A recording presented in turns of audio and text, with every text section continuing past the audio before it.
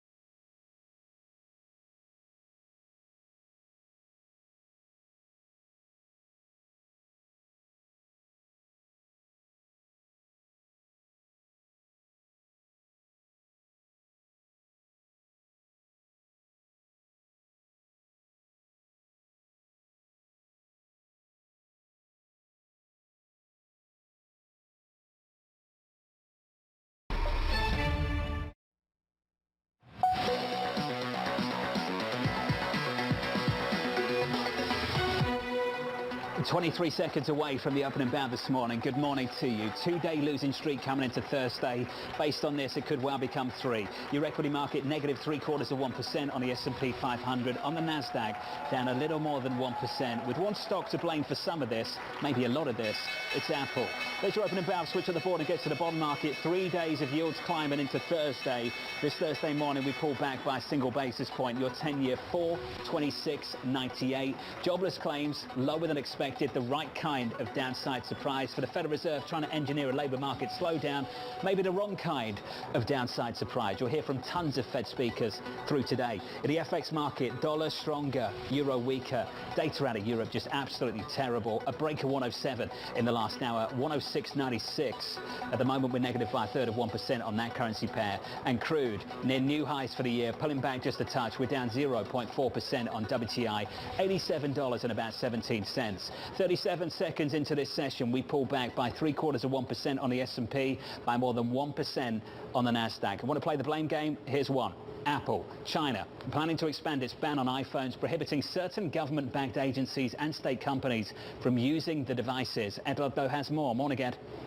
Good morning, Jonathan. Apple is down more than 4%. As you can see, that equates to $122 billion of market cap shed. I should say it's on track for its biggest drop in a month. What we are reporting at Bloomberg is an extension of what the Wall Street Journal reported 24 hours ago.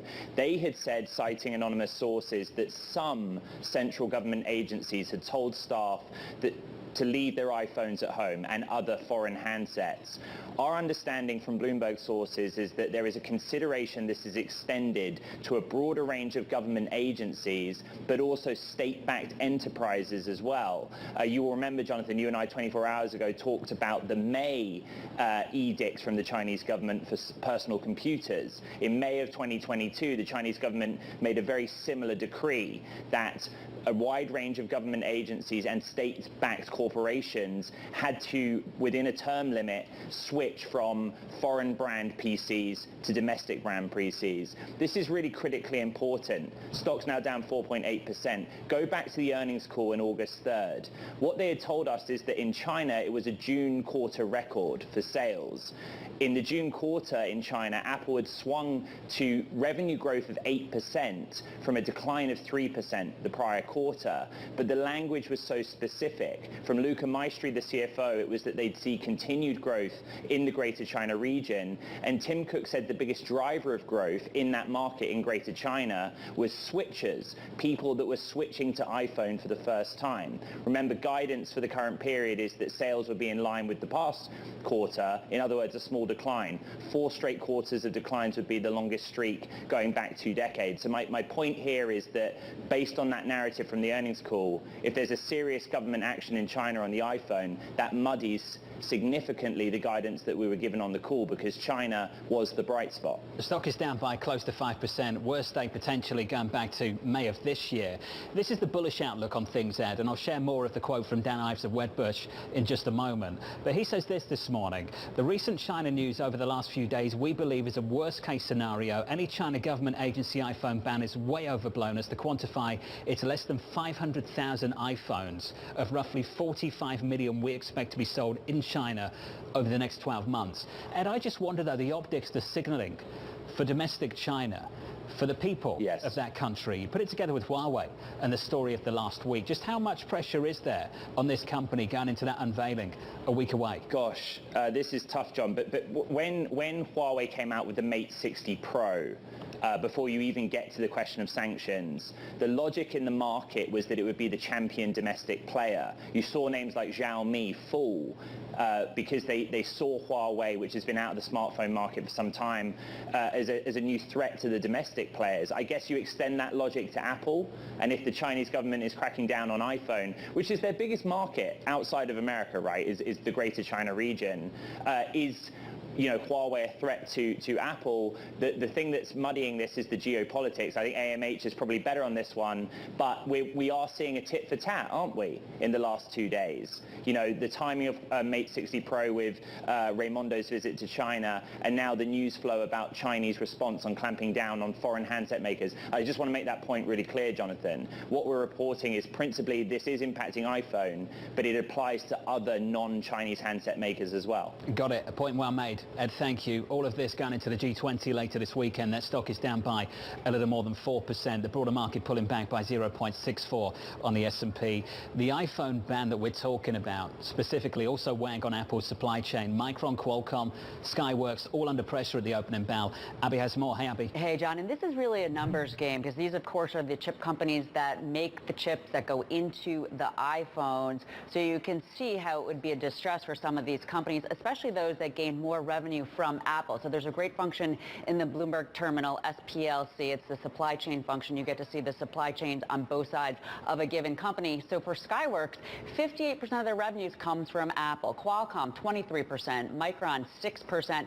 And then Cirrus Logic, 83%. Now, this then becomes a question of the move on the year in terms of what could be ahead for these stocks and valuation. Now, most of these names, they're actually trading at a double-digit discount to the group on valuation. Micron's the exception there. On the year, both Cirrus Logic and Qualcomm up just nominally, and after today, they're actually a little bit down on the year. So you could say it's priced in. Micron up 50% on the year. Well, after today, not up quite as much, but a big premium. Again, not a lot of revenue exposure there. Valuation strong, but Skyworks, John, this is the one that on the day is hit the worst day going back to October of last year. 17% higher on the year, 58% of their revenue. When you put that together, it's not really priced in yet. You could continue to see Skyworks be under significant pressure. Abby, thanks for the update. Thank you. I want to stick with chips.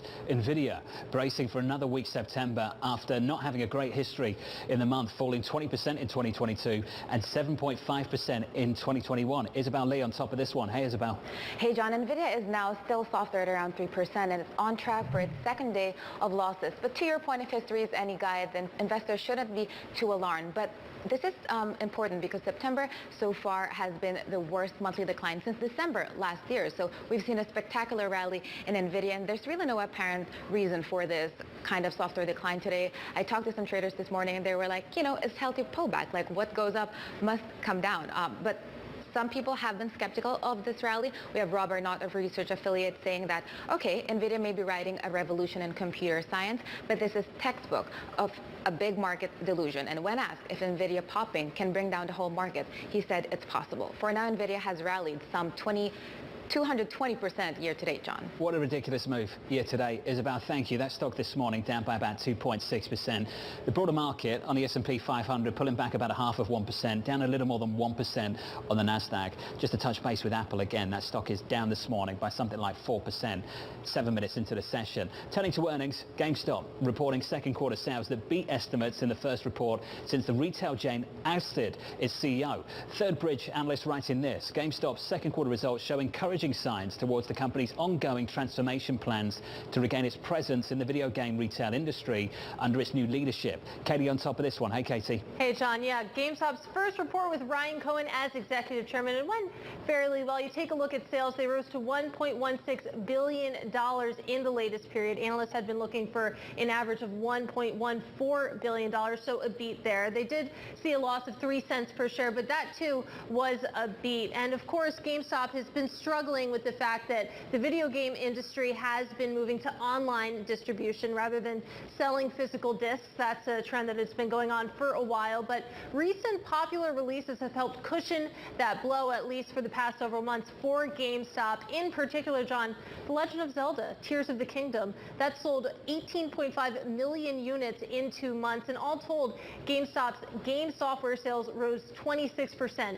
in the period. And a big part of the reason why we're talking about GameStop right now is because it was one of the original meme stocks. We're talking about up 200% in 2020, almost 700% in 2021. A much tamer picture now, particularly this morning. Shares off by about 4%. Remember what you said about Man United? I know absolutely nothing about video games. You ever played The Legend of Zelda? What was the game called? Of course. I remember The Legend of Zelda back on the N64, like 25 years ago or something, maybe longer. That's where all my memories are formed. I haven't played Tears of the Kingdom. Tears of the Kingdom. Kelly, thank you for that. Maybe that's for someone else. Kelly, thank you very much. 9 minutes into the session, Apple recovering just slightly. We're down here by a little more than 3%. Seema Shah weighing in on the market implications of the big tech giant selling off. We could see that some of those valuations of those big tech names, as they start to be pressured, that's going to pull down the wider market. For Apple specifically, it's a couple of months of maybe a couple of days even of struggles. And then the market goes back to responding and thinking about, well, what is the long-term productivity growth potential from Apple? And that's what drives the market. Joining us now to discuss, Emily Rowland of John Hancock Investment Management. Emily, let's start with that pullback in tech. Are there reasons that you want to buy that pullback in places like Apple and elsewhere? Yeah, certainly over the longer term. Look, the U.S. tech sector has been made of Teflon this year. It's up 40%. Nothing has touched it. So this news out of China, as Isabel just mentioned, maybe something of a healthy pullback. This is a stock that's certainly, not going to go under as a result of this. It's a higher quality name, great balance sheet, lots of cash.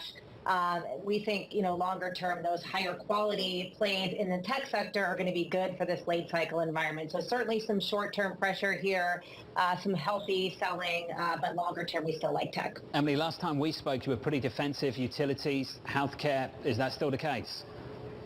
Yeah, it is. And defensive sectors haven't really gotten a lot of love as of late, as markets are clearly still not priced for a recession. What we've seen as of late is these bounces in things like the ISM services data. We've seen, this morning initial claims, retail sales have held up. So I think this is, resulting in the market sort of pricing in this reacceleration and growth. And you see it, of course, in higher 10-year Treasury yields. We've seen oil prices pick up, which acts as a tax on the consumer. We've seen strength in the U.S. dollar, which puts pressure on multinational firms' revenues. And so all of this good news is actually being priced in a bad news way. You think about higher Treasury yields, for example, that's going to cause mortgage rates to go up and auto loans and credit card rates to go up. So I think that some of this good news is actually masking some challenges that are happening under the hood, particularly as it relates to the labor market. This really is a framing question, Emily, and it's in the eye of the beholder in many ways. You mentioned crude at highs for the year, iron ore, multi-month highs, 10-year yields near cycle highs, dollar stronger, all of that stuff. Do you view that as a reflection of an extension of the cycle, or do you truly believe that's a recipe to finish it? I think it's the latter. A lot of this bounce that we're seeing across commodities is happening as a result of China stimulus. So while the ECB and the bank the Fed and the ECB are all working to contain inflationary pressures by raising interest rates, meanwhile you're seeing China and Japan actually stimulate. So you're seeing this massive divergence in central bank policy, which is causing the Fed to sort of have to be the adult in the room.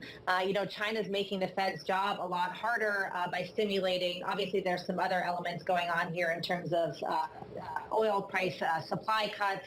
But I think, again, this is a cycle that is likely to unfold into recession, and we want to be really careful about sort of experiencing a head fake here. Does that mean avoid energy equities? Yeah, I mean, we've been underweight energy for some time. I think our view, again, is that we do believe that the lagged impact of central bank tightening is likely to tip the global economy into recession. And in those periods, demand has become a much bigger dynamic than supply. So we think that globally demand for energy should ultimately moderate. We'll see commodity prices once again roll over as that recession starts to play out. But clearly, we're not there yet. We're still in this very tricky phase of the late cycle environment, and I think portfolio positioning should reflect that. Emily, out of interest, what would change your mind? What would change your mind about all of this? What would you need to see? I mean, I think if you want to live on, soft landing island, which is clearly, what markets are anticipating here, I think you do need to see inflation meaningfully come down. I think you need to really start to see oil prices come down, and you have to believe that there are not going to be cracks to the labor market. The fact is we're starting to see them. We look at things like job openings. They've gone from 12 million to 9.5 million. We look at things like the quit rate, which is back to pre-pandemic levels, which means basically you're not seeing people feel confident about just hopping jobs to get more wages. You're actually seeing, things like strikes happening now as employees try to get more bargaining power here. We look at challenger layoff announcements. They've gone from about 23,000 last year to 75,000 as of the month of August. So these cracks are forming. We do think, again, as company margins get compressed, the cost of capital is elevated, revenue growth is coming off record levels, companies are going to need to defend those margins. And the biggest cost for most companies, of course, is labor. So I think that those cracks are going to become larger fissures in the labor market. But again, all of those dynamics right now are being masked from some of this better than expected data on the services and consumer side, which, by the way, is lagged economic data. Friends don't let friends use lagged economic data. We want to use leading economic data, which tells us, again, we want to be a bit more defensive. I'm guessing you don't think claims lead based on what we saw an hour ago. Well, initial claims are probably going to be the most coincident leading indicator. So that's something that we certainly want to keep an eye out for. But things can change so quickly on a dime.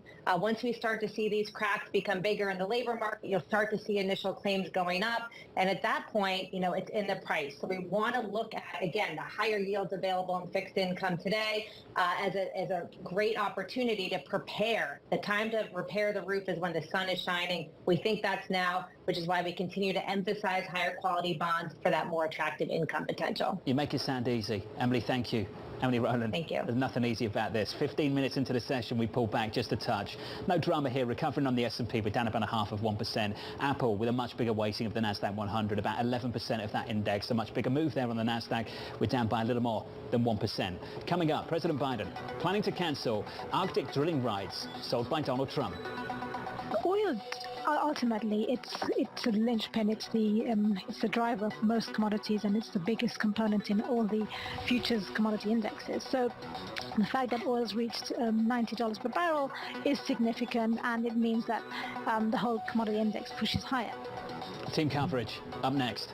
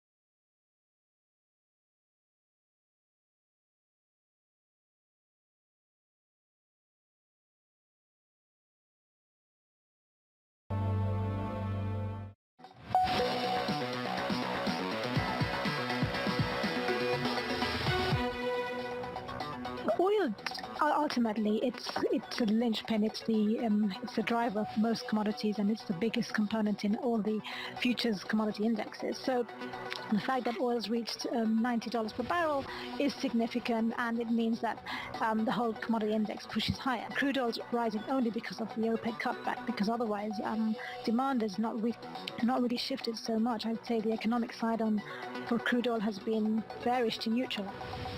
Konahak weighing in on crude and the economy. The Biden administration curbing oil development in Alaska, cancelling leases sold by the Trump administration in 2021 to drill in the Arctic National Wildlife Refuge. The Secretary of the Interior telling reporters, with today's action, no one will have rights to drill for oil in one of the most sensitive landscapes on Earth. Public lands belong to all Americans. That move coming right after extended OPEC plus cuts from Russia and Saudi Arabia tighten the market, with WTI sitting at new highs for the year. Let's get to the team coverage and head back down to Washington, D.C. and catch up with Anne-Marie and Kelly Lyons. Kelly, how have the oil companies involved responded to this one? Well, there's not that many of them, John. We should note that these leases sold during the Trump administration back in 2021, that auction was a little bit of a dud. Only $14.4 million in bids from two companies in the Alaskan State Oil Development Fund. So it is less about that potentially and more about the mixed messaging it sends from the administration. That is kind of what you are hearing from the oil industry and its representatives in response to this. A spokesperson from the American Petroleum Institute said this industry needs clear, consistent policies in place to support long-term investment. That is the thing here, John. If you want these companies to be making long-term production investments in the U.S., they need to know really what the policy landscape looks like. And this move may be seen as stepping back on that, which is why you're also having Alaskan representatives, senators, others critical of this move as well. Given Alaska is a very heavily oil-reliant state, though its oil production has been in decline from 2 million barrels a day on average back in 1988 to around 500 barrels a day now. So maybe this means not as much is going to be drilled in Alaska, but potentially not as much is going to be drilled in the U.S. in general if policy is seen as unfriendly. And that is problematic given you have a supply and demand imbalance in the market right now, which has driven prices to the highest they've been since back in June of last summer, and prices at the pump are much higher as well. AMH, do you think this is how you flex your pro-climate credentials just before we're about to see a headline on record crude production in the United States? Well, to Kaylee's point, what you're hearing from Congress is what Senator Lisa Murkowski is calling incoherent energy policy. On one hand, the Biden administration has been demanding the oil giants to produce more. He wants to get a lot more crude out in the market so it could trickle down and mean lower gasoline prices, which, by the way, are now nationally just under $4 a gallon. At the same time, this president, just like he wants to be the most pro-labor union president in modern history, he wants to be the first ever biggest climate change president. And in this case, as opposed to Willow earlier in the year, that massive ConocoPhillips project where he really sided with the industry as well as under pressure from the unions, he's siding with the climate change world and the activists who want to make sure that they're protecting this land. Yes, this land is a dream for the oil and gas industry, for the future of potential crude coming out of there. But it's also home to wildlife like polar bears, like caribou. And this administration says they want to promise to protect 30% of land and water by 2030, Jonathan. He's in a rock and a hard place. MH, thank you. And he might stay there going into next year alongside Kelly Lyons. We are about 23 minutes into the session. Your equity market on the S&P 500 is slightly negative. We're down 0.6%. Crude at the moment, WTI $87 a barrel. Your trading diary up next.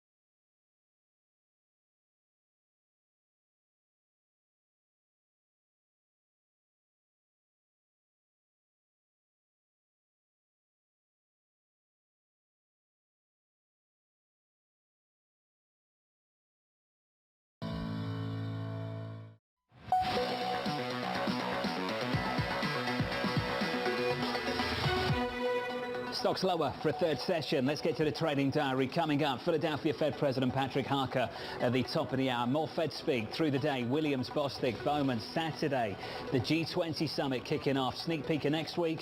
Tuesday, Apple iPhone launches a little bit later next week. And on Wednesday, we'll get US CPI. That is your main event for the economic data about a week away. From New York, that does it for me. Thank you for choosing Bloomberg TV.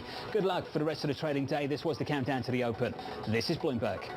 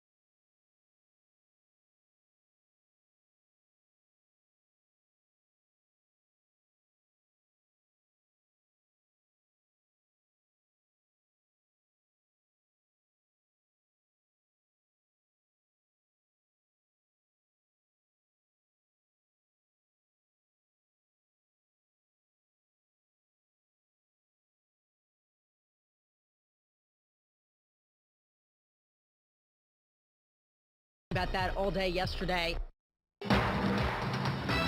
From the financial centers of the world, this is Bloomberg Markets with Alex Steele and Guy Johnson.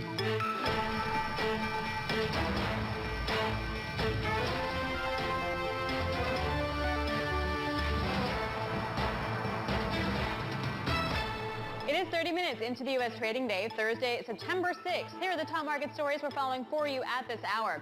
Apple angst, China banning iPhones for all state firms and agencies. Stock sinks, erasing $10 billion in market cap in just 2 days. And tech tumult, the NASDAQ 100 falls below its 50-day moving average as Qualcomm really rolls over here. And dollar demand, the Bloomberg Dollar Index looking at its longest ever run of increases since 2005. From New York, I'm Alex Steele with my co-host in London, Guy Johnson. Welcome to Bloomberg Markets. It's going to be really interesting to see the aftermath of tech continuing to roll over. A, are there any buyers that are going to step in and buy the dip? B, do we have a risk-off that then spreads? I think there is, systemic's probably the wrong word to use, but I understand where you're going with that. Is this a market event or is this a tech event? I think those two things are going to be, that's going to be an interesting distinction, I think, this question. that we've got to figure out. But the dollar story I think is interesting, and I think all this stuff is connected at the moment. Everybody hates this dollar rally. I am getting note after note after note telling me that the dollar rally is wrong and it shouldn't be happening and it's going to break soon. And I think probably there's an element that kind of feeds back into the tech story as well. The tech thing I think is really interesting. Is it just a symbol of the fact that the market is nervous? But Alex and I were just talking about this as we came on set. Everybody's worried about the rally that we've seen. Yeah, which also brings positioning, by the way, to your point about the dollar. Probably those people are short the dollar. So if you're short, then we have to have a kind of cover before we can actually go down. Is it the same kind of position set up for the NASDAQ, for example? Absolutely. But I think what it does tell you is that I think we're going to see a bumpy ride between now and the end of September. Everybody said that September could be seasonally a difficult month, certainly proving to be that. Where are we going to be at the end of the year? I think probably tech does hold the answer to that question in its hands. We'll see what happens. It's going to be, I think, an interesting few sessions. Is the China-Apple thing really that significant? Is it going to be that big a deal? We've known that China was going to be an issue for Apple for a while. Our question of the day is a fairly straightforward one, therefore, Alex. Is tech in trouble? Or is the market in trouble? Joining us now to discuss, Ed Ludlow, Alex Webb. Alex, I'm going to start with you. Is there anything really significant happening on the tech landscape that should be causing the gyrations that we're seeing right now? Is the China thing really that big? Like, I look at India, and I think what could potentially happen there.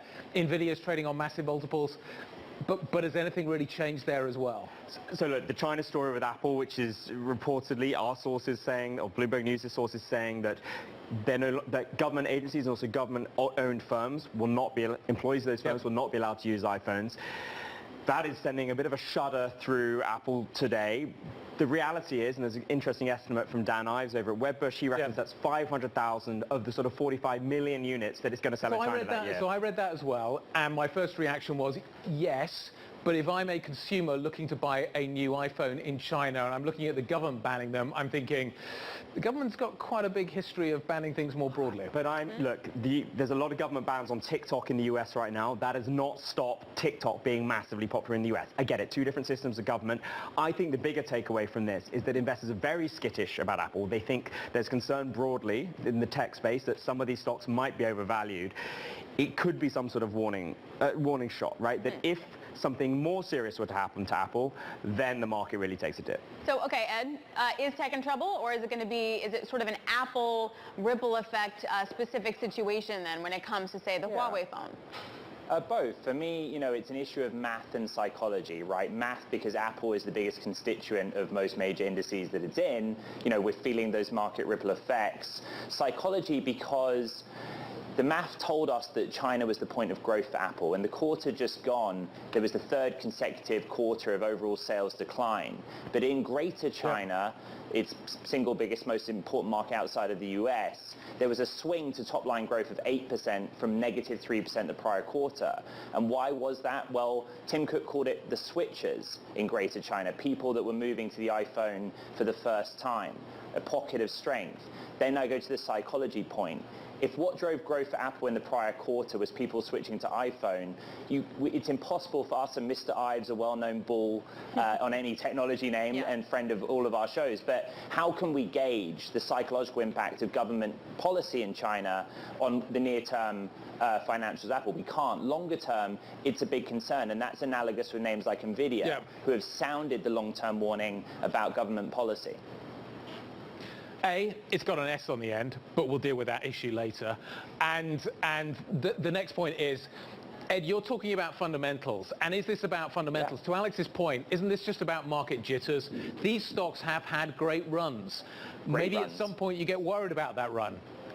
Yeah, look, nothing in the data tells us that technology drops off a cliff. It depends how you define trouble, right? EEO, or NDX index EEO go on the terminal, right? And look at the EPX projections, not just for the next 12 months, but the year after and the year after that. I think we're still forecasting EPS growth on the NASDAQ 100 of 20% over the next 12 months. Yes, it decelerates to 16% and then 15%, but those aren't warning numbers. Nobody sort of recalibrated how they see growth in the sector. Well, then I just feel like then we need to start pricing in risk, I guess. And Alex, I wonder if we have a template now. Okay, so U.S. restricts certain industries in terms of exports to China. So China then makes its own industry, and then it winds up promoting that industry at the expense of foreign industries. That seems pretty straight up to me. And I'm just wondering, then, is that now a template, Alex, we have to kind of look at?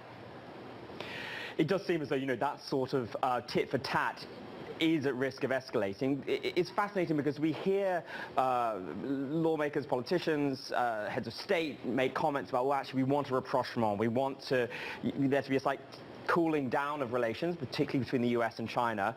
But then when it comes to the actual policy, we don't see a huge amount changing. We still see, significant sanctions on like the ability to import chips into China. We saw China respond with like a ban on a US chip maker. Now we've got this Apple thing. I think Ed's point about fundamentals is a good one, right? That like at the moment, Apple actually isn't trading at a significant premium to the market, particularly the NASDAQ. Of course, the NASDAQ heavily weighted towards those big tech stocks right now. It is at a bigger premium to the S&P 500. But what is interesting, if you look at the forward earnings multiple, the average forward earnings multiple for the NASDAQ over the past decade, it is still very close to those historic highs. And that, I think, is the thing that really feeds into the skittishness. Ed, is the 15 going to make a difference? I like that Alex went there. It's like we're telepathic, that we're on the same wavelength. I mean, I look at the 15 making a difference in the same way that we talk about NVIDIA and what they said about data center and GPUs for AI, right? China is a critically important electronics market, end market for electronics, the second biggest auto market in the world. And if you draw the parallel between the iPhone 15 and what NVIDIA is trying to do with GPUs for AI, it basically is that it's 20% of both companies' businesses. Historically for NVIDIA, 20 to 25% on the data center side and about 20% for Apple in the Greater China region. And so again, it's not a short-term question. Hardware upgrades do drive refresh cycles, and Tim Cook did talk in the quarter gone about switchers being the driver. So does this sudden change of government policy in China stop consumers from going out to buy the iPhone? We don't know. What they both have in common is that their investors are very worried about it long term because of the geopolitics. Yeah. Basically, it's the most dynamic market for electronics. And US players are now worried that in 5, 10, or 15 years' time, because of policy in 2023, they'll be cut off from it. Right, which also then makes India all the more important. And I appreciate you said you're seeing eye to eye with Alex, the other one. Not Always. Me. Fair enough. The other guy. But Guy, what I find interesting though to that point is that hedge funds have been piling in on tech, whereas you have long-only funds have been sellers of net tech. And I wonder just how quickly we're going to have to see a reversal of that, and if some of this momentum short-term is sort of noise. I think the biggest story to my mind, actually, in terms of the investor base for tech is the retail story. These are cult stocks, and I think it's going to be fascinating to see whether that sort of cultish effect that they generate can be tested, and to what extent they can be, that it will be tested. Not that Alex, this Alex. What happens in that case? How solid is that retail story behind these names? Because it is like owning Apple is like being part of a cult in some ways. NVIDIA almost more so at the moment. I think if you just look at the market cap of these companies these days, Apple's up at around the $3 trillion mark. Yeah. Like it feels unlikely that the retail piece is a large swathe of that, to be honest.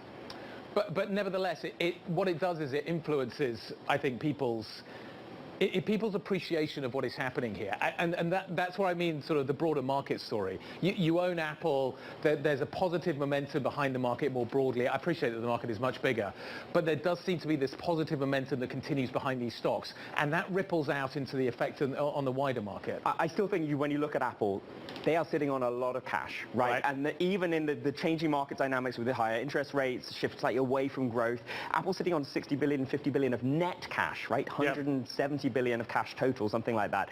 That is still pretty appealing in that market, and so that isn't going to go away anytime soon. But what does that make Apple though? If you're buying Apple for its cash.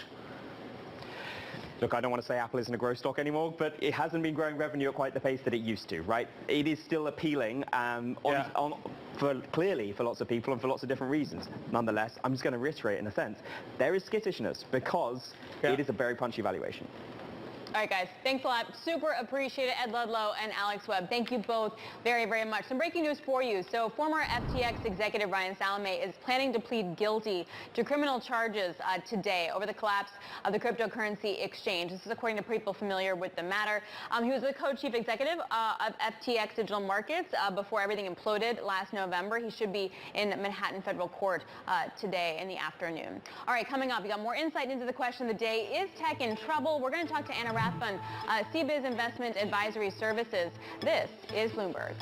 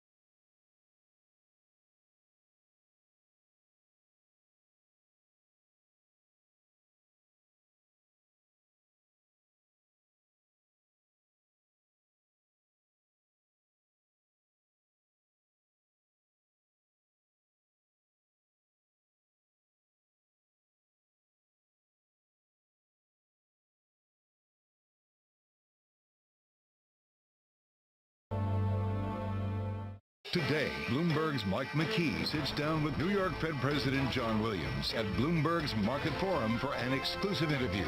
Does he see more rate hikes? How soon for cuts? Find out today at 3:30 p.m. Eastern, only on Bloomberg.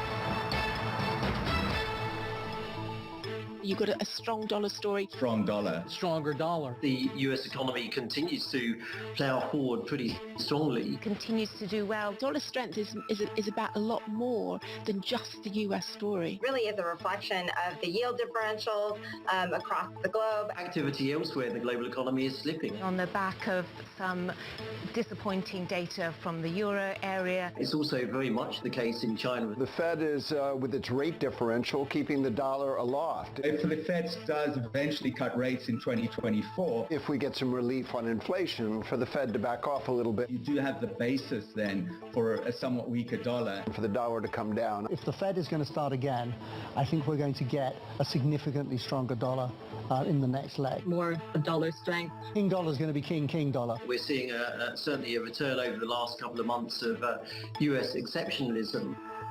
I don't know. If you were a contrarian bet, those are some thoughts there from Bloomberg TV speaking about dollar strength. So that's one part of our story for today. The other is tech. Still getting hit. NASDAQ 100 is up by 1.1%. So is tech in trouble, and what do you do about it? Joining us now, Anna Rathbun, CBiz Investment Advisory Services Chief Investment Officer. Anna, is tech in trouble? Well, tech has been in trouble because of its high valuations, and it's like the sky's the limit for tech. Now, what happened today, or what we heard today, I mean, we should have been anticipating this for a long time. There's been a lot of saber rattling between the United States and China over, national security, and there's been concern about this. It's just when it happens, everyone is surprised, right? And then hindsight is always 2020. I do think that this is shot over the bow. So we can't assume that just because it's only governmental phones that it will stop there. And we also don't know how U.S. will react to this. I think the tit for tat will continue. Now, it doesn't mean that Apple is going to be in trouble forever. It just means that it will need to pivot along with a lot of their suppliers and a lot of the other tech companies. This is an example of what may be in store, and that is really uncertainty. Long term, I don't think tech is in trouble. Yeah, so go ahead. Okay, so if tech's not in trouble long term, is the market not in trouble? If tech's in trouble in the short term, is the market in trouble in the short term? Well, the market is in trouble for the same reasons tech was in trouble, and tech was really driving that problem, and that is really high valuation.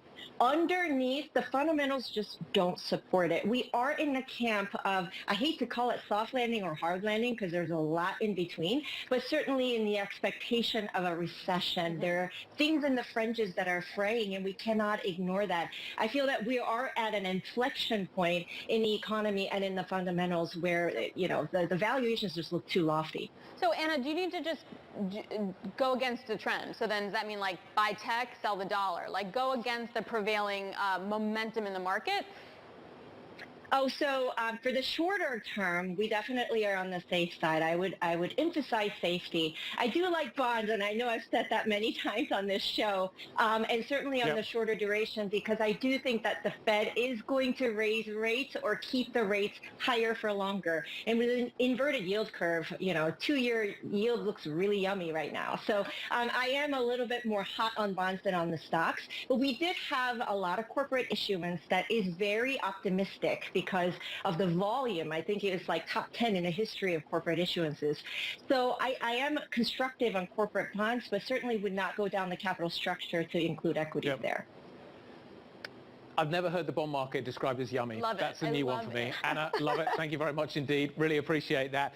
So what you're saying, though, is that I'm buying bonds because I want the yield, not because I'm going to pick up the capital appreciation. You're not suggesting the Fed's going to cut and I want to buy the 2-year because the Fed is going to start a cutting cycle. Right. So yes, the yields are yummy, and I will take that. But it really, the price appreciation factor, there is still a risk on the longer side of the curve, right? So that's where I kind of emphasize, be careful on duration, especially when the yield curve is inverted. So certainly, if the Fed raises rates and 2-year goes up, as an example, you're going to lose less than if you were a little bit higher on duration. The Fed is expected to be hawkish, at least in my opinion, because higher for longer is a hawkish view, and nobody ever said we're going to start cutting in the Jackson Hole Symposium or the latest meeting minutes and the Fed members coming out and talking about it. The most dovish view has been pause. To me, that's not dovish. That's still hawkish. Do we need to price out the cuts then that are priced in for next year, or do you think that the data that we've been getting, the good data, is just overdoing it? I think it's overdoing it. I think we still have the memory of pre-pandemic years when the Fed was very skittish about a recession, right? And now their worry is inflation, not a recession. And the Fed may need a recession in order to bring prices down. And I think that the priority being in inflation, and certainly 2% target, is going to be what keeps the Fed hawkish. Anna, great to see you. Thank you very much indeed. Anna Rathburn of CBIZ Investment Advisory Services. Fantastic. Thank you very much. If you want yield, maybe you go to Turkey. Morgan Stanley raising its Turkey rate forecast to 40% in 2024. We'll talk about that in the next hour. Still ahead, online grocery delivery company Instacart getting ready for its IPO. Does ARM tell us anything about how this one will go? The roadshow could start as early as Monday. The startup is next. This is Bloomberg.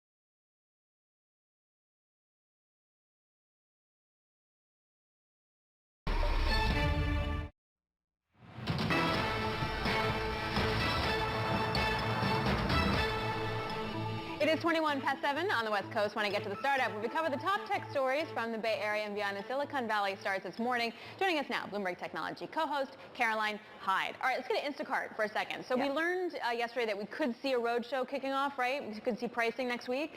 It is such a back-to-school vibe. I mean, everything is happening in the IPO market. Yeah, exactly. So ARM coming next week, as soon as the 14th is when we'll be speaking, of course, on the floor, we hope, of the NASDAQ when they come to market. But then the week after, as soon as the 20th, could be seeing Instacart. And not only Instacart, but also an e-commerce marketing company is also looking at that exact same date. So roadshow should be starting as soon as Monday. They need to get their conversation out there. They need to be telling the investor base how they are pivoting, how they're offering more e-commerce tools. Just today we saw that they of course now offered a way in which sort of newer e-commerce packaged good players on Shopify can now be getting ads within the Instacart app. They could too be sort of accessing the people who are addicted to this way of getting your groceries. So it's really trying to be an e-commerce tool player, an ad player, as well as of course someone that just gets your groceries to you as and when you want them. Caroline, the question is, we saw the downgraded valuation for ARM. Yeah. Does that apply to the whole market? Will that apply potentially to Instacart and the others as well? Now, some of the worries around ARM, some of the reticence and perhaps the story they need to tell is about their exposure to China in particular. Remember, about 25% of their revenue. And notably, this is not going to be an issue for Instacart.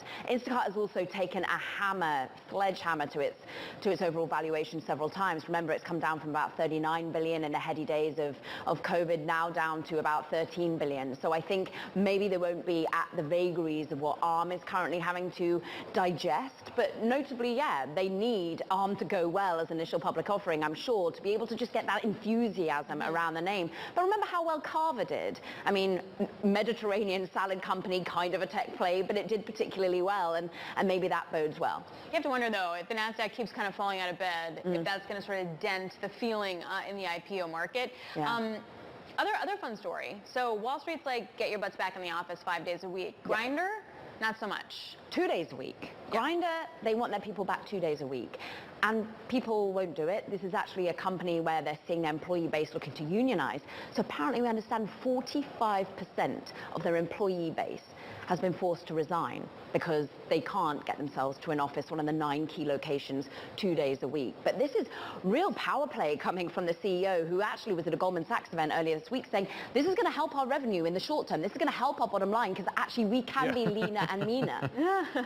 I mean, it's quite dramatic. It's got a kind of, it's quite a spin, I admit. But you do, can his business function with this level of staffing? And if it can function with this level of staffing, what was he doing with the previous level of staffing? I mean, many people bulked up too much in the era of COVID. Many would say you overstaffed. And actually, George Arison has been out there saying this is a company that's raising their full year guidance. They've been able to show that people are willing to be subscribers to the Grindr app. They're managing to see, therefore, revenue on the upside, profitability on the upside, and therefore, it looks as though those margins can become even juicier if you don't have their number one expense, which is people. It's employees after, of course, the next big key expense for them is paying out Apple and Google in terms of the app stores. But I do think that this is a bit too dramatic. To lose 45% of your staff, I mean, we're talking about 80 people. This isn't an enormous company, but I'm sure it gives the company a bandwidth to be able to go after the talent that they need, that they want. And I'm pretty sure this is some maybe tough talk in the beginning of play here. I just don't understand how you can't make it in. Like, did they hire a lot of people in places that they remotely didn't have an office? Like, well, but in which case, like, fair enough. I mean, then you were hired on the expectation that you wouldn't have to haul your butt in. Yeah, and I think this is the way in which it's not the only company having to navigate this. Look, AT&T has been saying to its managers, you've got to get in, and some are saying, look, that's a rather dramatic way of getting your head count down as well. We've seen many a company really struggling. Amazon, Andy Jassy, we understand, has written a letter to employees saying, look, if you can't get in that 3 days a week that I need you to, this ain't going to look good for you. It is this ongoing battle. And look, meanwhile, yeah, here in Wall Street, everyone's thinking 5 days. That's the new reality. It also tells you something about the strength of the labour market as well. The fact that people would rather, they're basically saying, I think I can get another job somewhere else, so see ya. Anyway, Caroline, thank you very much indeed. Looking forward to the show a little bit later on. Ed and Caroline, Bloomberg Technology, 90 minutes time. Coming up, we're going to talk the dollar. This is Bloomberg.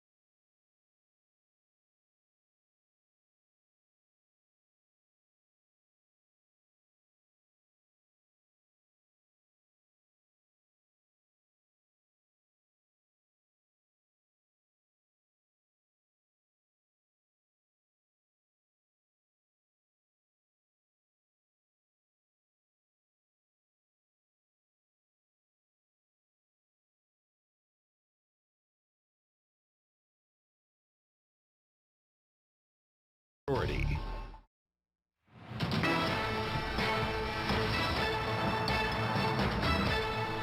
All right, we're about an hour into U.S. trading session. NASDAQ 100 continues to get hit pretty hard. Abigail is tracking these moves for us. Abby? Yeah, this is certainly a risk-off day that we have here, Alex. The S&P 500 down for a third day in a row, down about 0.7%, the worst 3 days in a few weeks. And the same deal for the NASDAQ 100, to Alex's point, down more than the S&P 500. And this, of course, has to do with Apple and the chip suppliers, NVIDIA. So we have some of these big tech names tumbling on the day. The NASDAQ 100 down 1.1%. Now, the VIX, it's still relatively complacent, but creeping back above 15. Anywhere between 15 and 20 tells you investors are starting to hedge potentially or putting on outright bearish bets. But above 20 is what we would really want to see to think that there was extreme volatility ahead. And then New York crude basically flipping around, right around even after some of the big gains around the OPEC plus ongoing cuts that have been supporting oil. As for yields, well, we did, of course, have the pop after the initial jobless claim number back up to 5.03%, but now down as there's a bit of a rally for bids. Bond traders have just been whipped all around over the last year and a half trying to digest, interpret the Fed. I think if they just listened to the Fed, they would be in a pretty good position because this Fed's been very transparent in terms of saying that they're going to hike until that they know that inflation is gone. If we take a look at the Fed funds future for December of 2024, it is actually at a record high right now at 4.55%. Now, what makes this so interesting, of course, is that next year, lots of traders, despite the fact that Fed Chair Jay Powell outright said that he does not see cuts coming for a couple of years, there are cuts priced in. So even though we have this number at its highest level since futures have been tracking it, it still includes those cuts. The trajectory is higher. That, of course, is putting pressure on risk assets as the potential for money comes out of the system, and it's also supporting the Bloomberg Dollar Index. Now, guys, the dollar is just so interesting. On the year, take a look at this roller coaster ride all over the map. This decline here and overall this decline is what has helped the rally this year as the weaker dollar, risk assets denominated in dollars helps them out. But take a look at this gain, up 5% in a little less than 2 months. On the year, though, Guy, it's up just 1%. So all of the weakness that we're seeing for so many other currencies, I would argue it has to do more with the weakness in those economies as opposed to dollar strength. We really don't actually have it. We have a roller coaster. We certainly have a roller coaster. It has been up, down, up, down. The market has been whipsawed by the narratives and how quickly they've changed. Abigail, thank you very much indeed. I think today is a case in point. Let's talk more about the dollar. You've got Eurozone GDP being revised down. You've got US claims telling you about strength in the labour market, also moving lower. One indicates strength, the other one indicates weakness. Mark McCormick, TD Securities Global Head of FX Strategy, joins us now. Mark, is it dollar strength or is it euro weakness, yen weakness, yuan weakness? Yeah, I think it's a mix of both. I think as you characterize a bit of a roller coaster, it's exactly what we've seen. Because I know a lot of people like to look at the DXY. They don't really think about the broad dollar and even, kind of play to it, the Bloomberg dollar, which includes emerging markets. If you look at the dollar throughout the year, you have that roller coaster. You have an unchanged dollar. But that is sandwiched in between what is a very strong outperformance in Latin America and a very poor performance in SEMA or Scandinavian currencies. So essentially the dollar is unchanged. But I think part of what the biggest driver that we've seen through August is China weakness, European weakness, and also the shape of the U.S. curve caught people off guard. They were looking for steepeners, but they were looking for bullish steepeners, not bearish steepeners, which is very risk-off and has basically changed some of the sentiment around markets. So, Mark, first of all, I'm glad to see that your background is actually just a painting or something, because I thought it was outdoors, and that was going to be very sad that we were in the studio. So based on those factors, though, those things don't seem to be wanting to change anytime soon. So how much more upside can there then be? Yeah, that's a good point. Like, one of the things that we look at is we run a whole bunch of signals. We run a whole bunch of portfolios that kind of capture a lot of macro drivers. And those things, as we noted in our latest monthly, are bullish the dollar. So it kind of reinforces the narrative that we have currently. I think a big thing is everyone is extrapolating the narrative to the next 3 months, the next 6 months, the next 12 months. Everyone's talking about king dollar, U.S. exceptionalism. And I think the big thing is the roller coaster tells us that the dollar is very sensitive to data. And Europe is very sensitive to data. China is very sensitive to data. But what we're getting out of China is backward-looking data. So I think part of it is what we're looking for is the U.S. economy to moderate through the rest of this year and into early next year. And what we're looking for is China to start to accelerate. Basically what the Chinese policymakers did is they over-tightened fiscal policy into a year where they thought that the reopening would basically support the economy on their 5% growth target. That's not come to fruition. So essentially they are going to need to dial up stimulus, but it's coming through in like dribs and drabs, and the market can't put it together into a complete narrative. So our view on a forward-looking basis is, especially our dollar signal that we kind of trade through our different portfolios, the way we look at it, it's actually getting worse. So that to me worries me, because short-term fair value, positioning, and kind of the strength of these macro signals are kind of saying this is a crowded trade. So I think retail sales will be interesting next week to see whether or not hard data kind of drives the same conclusion that we got yesterday from the surveys. Mark, you talk about the data. Let's talk about the European data. The European data stinks right now. You take a look at today, I brought it up at the top, claims looks good, Eurozone GDP gets revised lower. Isn't there a danger here that the Bank of England and the ECB are going to be forced to cut before the Fed? And if they are, what does that do to their currencies? Right. So that's not the backdrop there. There's definitely a risk, and obviously there's two sides to the story and the trade. And people will say that we do need to see cuts there. You saw there was aggressive cuts from Poland yesterday, which I think is actually part of the weakness in European currencies. Is kind of the network effect you get from Poland and Czech being the worst performing currencies today, which is pulling Sweden and sterling lower. So I think there's part of that to the price action today. I think in terms of like stepping back, like we still, in our perspective, we still see a generally elevated level of sticky inflation that's coming through. It's passing through in wages. So while the ECB will probably step on the sidelines next week, and it looks like they're closer to terminal, you can't price out one more hike, and you certainly can't start to price in rate cuts because, again, we still don't see the European economy hitting a recession. We know that Germany's slowing and the components around Germany are weak, but there's a lot of strength around Germany in some countries that people aren't normally looking at. So the outside of Germany, there are parts of Europe that look quite good. So I think on the whole, if you look at the performance of banking stocks as well, U.S. banking stocks are underperforming both Chinese and European stocks on a year-to-date basis. So I think there's some forward-looking guidance in there from how banks are performing. So our view is we don't see Europe hitting a recession next year, so we don't see them cutting before the Fed. We actually see the U.S. moderating much faster than others, and the Fed will have to cut. And that's kind of the setup, which is actually still quite good, where China accelerates. We have an environment where emerging market carry looks quite attractive, and this is something that kind of turns the dollar in the other direction again in the next couple of months. And to be fair, over the last 3 months, the euro's done really well against some other currencies too, so there is that strength part. Hey Mark, good to see you. Thanks a lot. Mark McCormick, TD Securities Global Head of FX Strategy. All right, coming up, KKR is expanding its green portfolio, leading an investment in British battery storage company Zenobē. Raj Agarwal is KKR Head of Global Infrastructure. He joins us next on that deal. This is Bloomberg.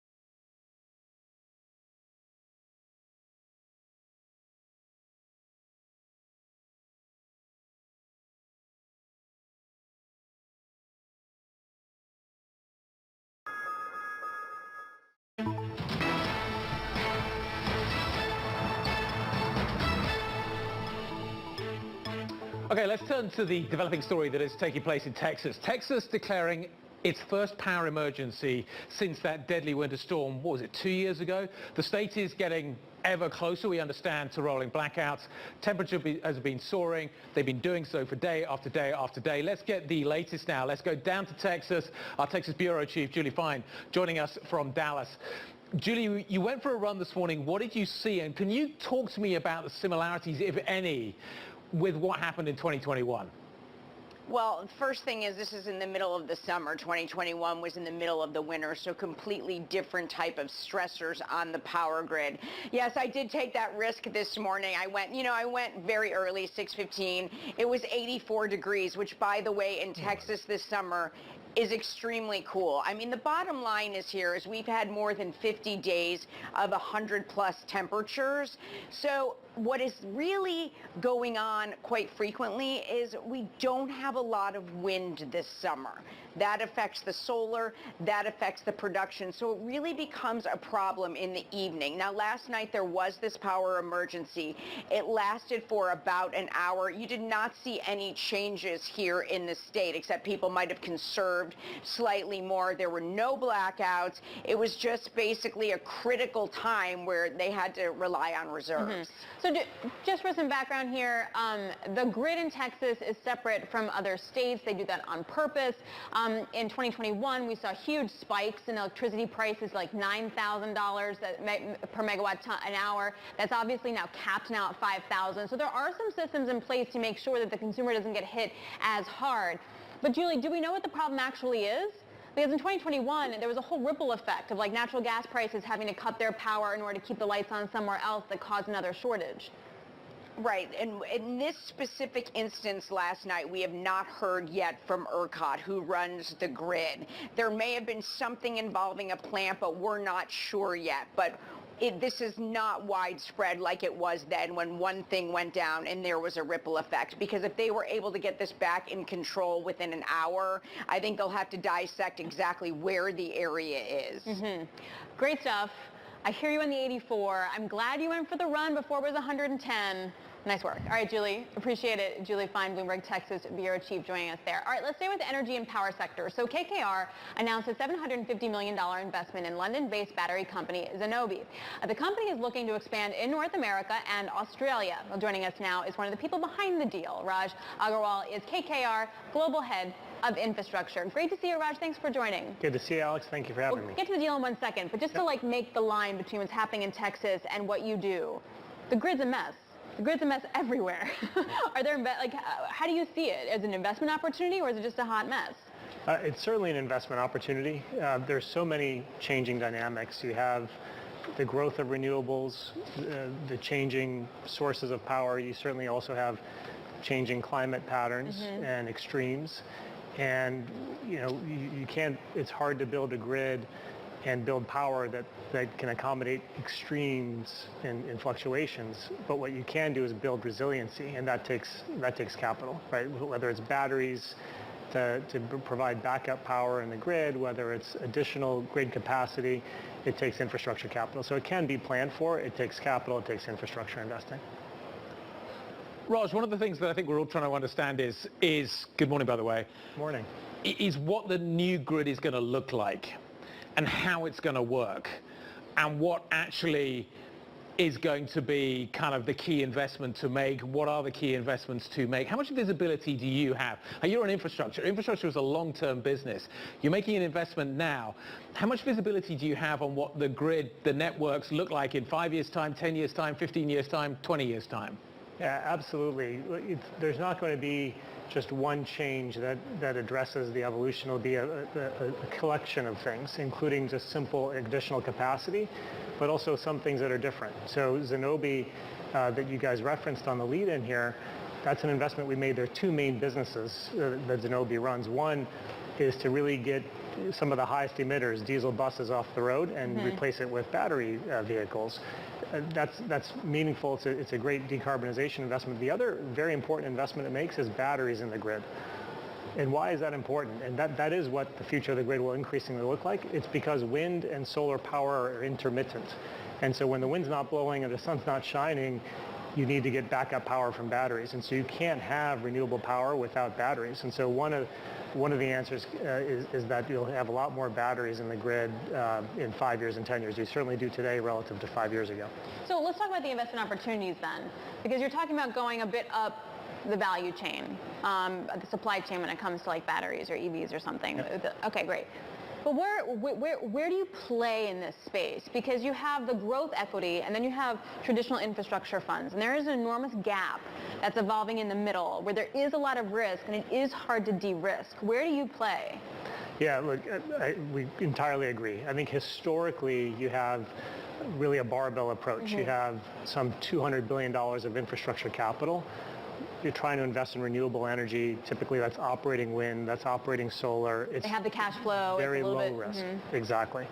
And you have on the other end high growth technology bets, technology risk, venture capital, growth equity, which has the promise for game-changing technologies, but also incredible risk that goes with it. We think there's a massive gap in the middle. And so we've launched a new climate strategy to attack that middle.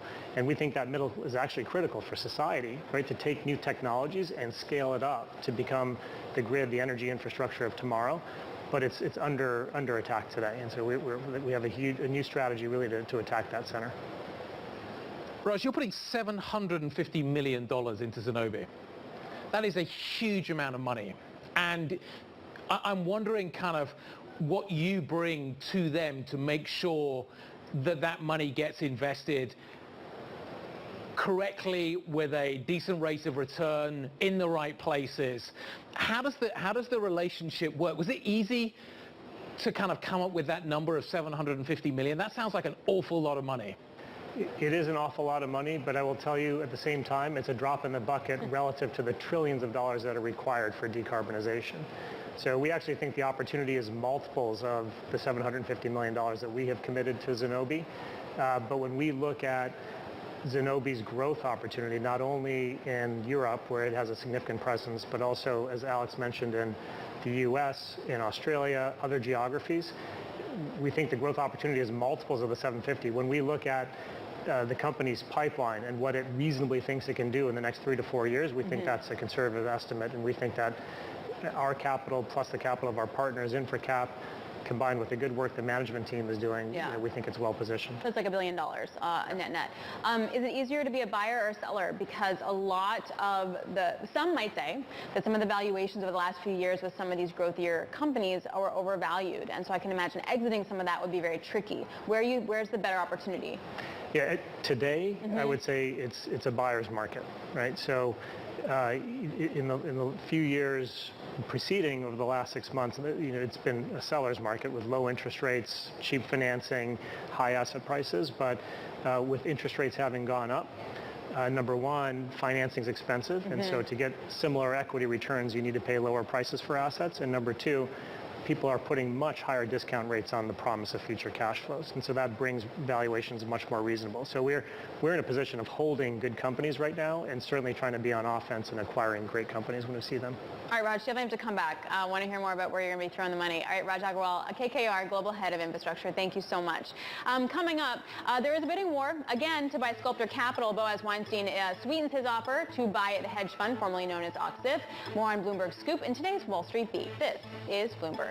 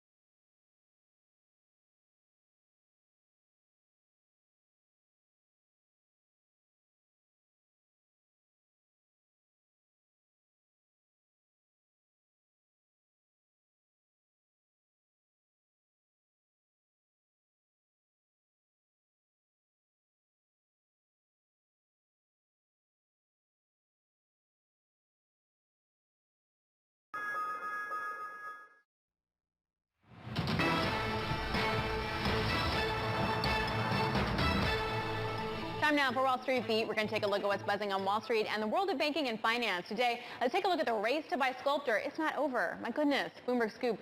It's a Bloomberg Scoop for us. And joining us to talk about it is Sonali Basak. Boaz Weinstein, but revises their bid, right? Yeah, again. It's a pretty incredible story by Bloomberg's Kathy Burton, broken late yesterday. You do see Sculptor shares rising on the heels of this news. The idea behind this revised bid by the Boaz Weinstein Group that includes Bill Ackman, Mark Lazary, it is more certainty around the financing. That is a beefed up equity commitment. That is more certainty around the debt financing and increasing the fee it would have to pay if the deal were to fall through once it is consummated. So certainty behind the deal. Now remember, this is still quite a dramatic deal because you have others. For example, Dan Ock himself, the founder of the firm, who had preferred this, whereas Robert Schaefer, who had previously been the CEO as well, also declining the Rhythm deal, the existing deal, as not as superior as this other deal from the Weinstein Group. And you do have Jimmy Levin himself, according to the proxy filing here, saying that there's a real risk in transition. Remember, the Rhythm deal, in part, would keep current management in place, whereas we've reported over and over now that the Weinstein bid did not. Sonali, in some ways this connects to kind of my next question. Is everybody on Wall Street looking for a new job right now? Does everybody want to move? It looks like it.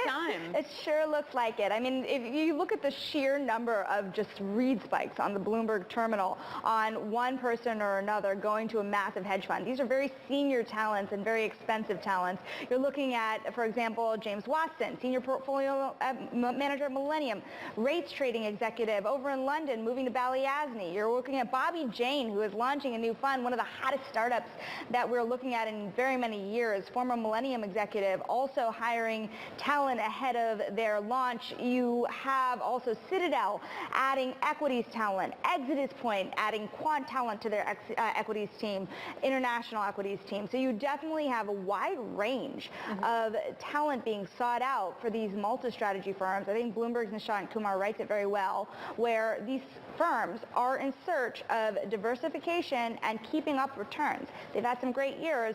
This year is... What do we know about returns? So what we know so far, for example, Balyasny, which is one of the big hirers, or had hired somebody large recently, they're up about 2% this year through August. You have AQR, where you're seeing significant returns. Even when you see quants largely struggling in the market, you are seeing their returns up 9-10% across some of their more popular trend-following strategies. You are not watching this work out everywhere. You have Hadar, for example, big macro fund, really being whipsawed in the market here. So this year is certainly choppy, making a lot of these hires all the more interesting because you do want to see these firms look to gain as much as they can in a market that is very obviously getting increasingly competitive. Sonali, great stuff as ever. There's probably some very happy headhunters out there at the moment. Tomorrow we need to talk about the return story. I know there's a lot of those numbers coming out. You're going to be sifting through them in the next 24 hours. We'll be back with Sonali tomorrow on that story. Let's talk about the market right now. European stocks down by around 0.2%. No real direction here. Below the surface, there's plenty of action. Let's talk about some of the single stocks. Smurfit Kappa. It looks like we could see a potential deal with WestRock. This is the Irish company listed in London, doing a deal potentially with WestRock. These are paper companies, cardboard companies coming together, packaging companies. But London could be the big loser in this deal, though that stock today down by 4.29% on the back of this news. Also tracking lower, euro dollar. The dollar just keeps moving higher. We went through 107 a little bit earlier on. We're back above that level now. We're still down by 0.2%. Coming up on the European close, Madison Fowler, global investment strategist, JP Morgan Private Bank, is going to be joining us. We have much to discuss. The euro's under a little bit of pressure. What does that tell us about the eurozone economy? This is Bloomberg.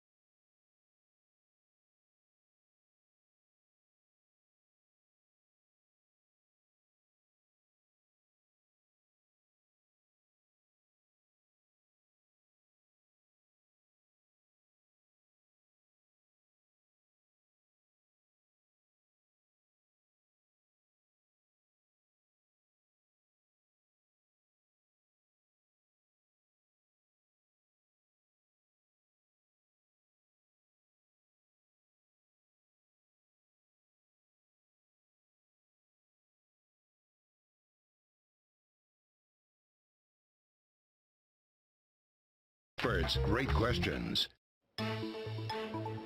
Thursday, the 7th of September.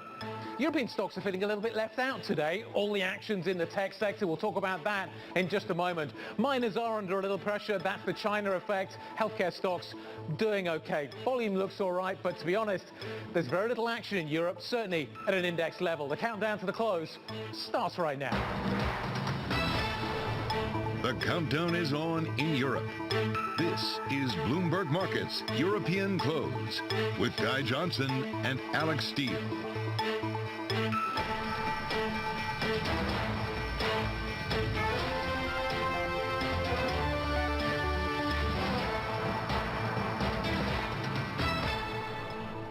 So no action at an index level. We're down by 0.2%. The action stateside, it's in the tech sector. We don't have one of those. Nothing to worry about. We do have an insurance sector direct line rising very sharply today. The stock is up by around 15%. They're selling off a key division. They're selling off a division. Probably means a capital raise won't need to happen right now. The results actually in the broader business pretty poor.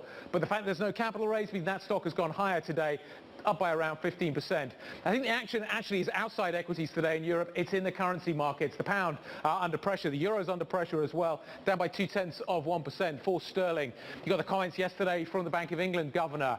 You've got what is happening more broadly in the housing market. You got the Polish rate decision. You've got the downward revision to eurozone GDP. There's a whole range of factors pointing to actually a rapidly weakening eurozone European economy, and that's certainly being reflected in the currencies right now, Alex. The dollar definitely on the front foot. Yeah, versus jobless claims here holding up pretty well. Go figure. So that said, tech is definitely selling off. Underperformer for sure. You have the S&P down by 0.4, but really NASDAQ 100 down by a full 1 percentage point. Now, yes, part of that's going to be Apple. You have the China government is going to ban state agencies as well as state-owned companies as well as government employees from using an iPhone. However, the trickle down to that you can really see in Qualcomm. It's the worst performing stock within the NASDAQ 100, and some analysts are saying that, look, if you adopt the Huawei phone, which now has that super advanced chip, that's going to really wind up hurting Qualcomm. So the question really is, like, do you just need to de-risk tech a bit, or is it tech falling out of bed? Or is it just like a Huawei Apple story? I do want to highlight, though, you were mentioning the dollar here. This is the dollar of the offshore yuan.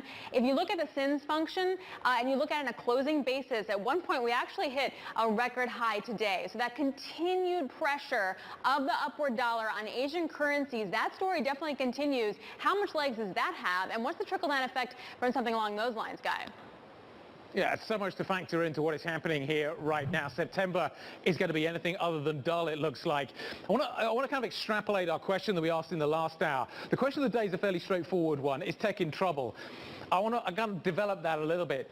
If tech's in trouble, and I'm not suggesting by any means that it is, we'll see what the market does. But if it is that good news for Europe? Because we don't have any, and maybe you look to Europe and you look to buy the value trade.